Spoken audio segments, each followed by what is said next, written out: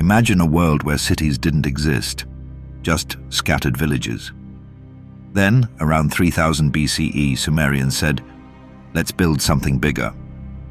And boom, city-states like Uruk, and Lagash emerged. These weren't just big villages, they had walls, temples, and even bureaucrats. Yes, paperwork existed even back then. But why did they form? Simple. Survival. More people meant more food, more trade, and unfortunately more reasons to argue over land. Sumerians didn't just build cities, they organized them. They had districts for trade, religion, and even administration. Think of it as the first city zoning laws, minus the HOA complaints. The temple, or ziggurat, was the city's heart, serving as both a religious and economic hub.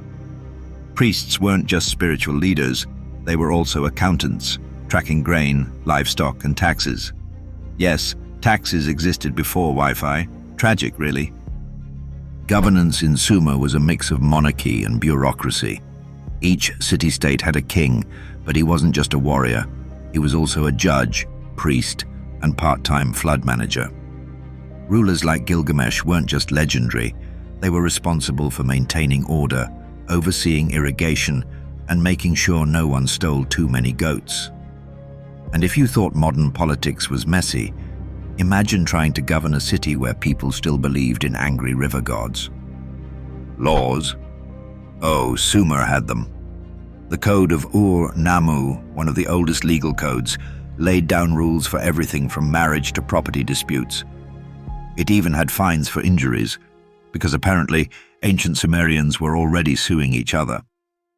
Unlike later, harsher laws, Ur-Nammu's code focused on compensation rather than brutal punishments.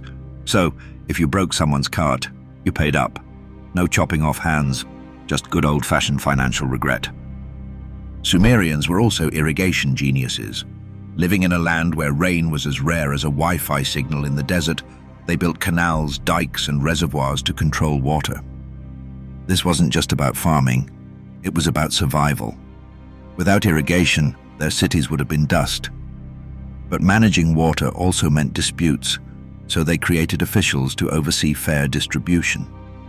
Basically, the first water management departments, minus the long hold times on customer service calls. Trade was the lifeblood of Sumerian cities.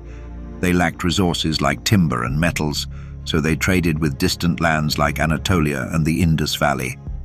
Picture ancient merchants loading up boats with grain and textiles, heading off to barter for copper and lapis lazuli. They even developed one of the first writing systems, cuneiform, to keep track of transactions. So yes, the first receipts were clay tablets. No returns though, store credit only. Despite their innovations, Sumerian city-states weren't exactly best friends. They constantly fought over land and water, leading to the first recorded wars. Armies used chariots, spears, and shields, basically ancient street fights with better equipment. Eventually, Sargon of Akkad conquered them all, creating the first empire. But Sumer's legacy lived on, influencing everything from law to architecture. So, next time you complain about city planning, just remember, it could be worse. You could be fighting over a canal.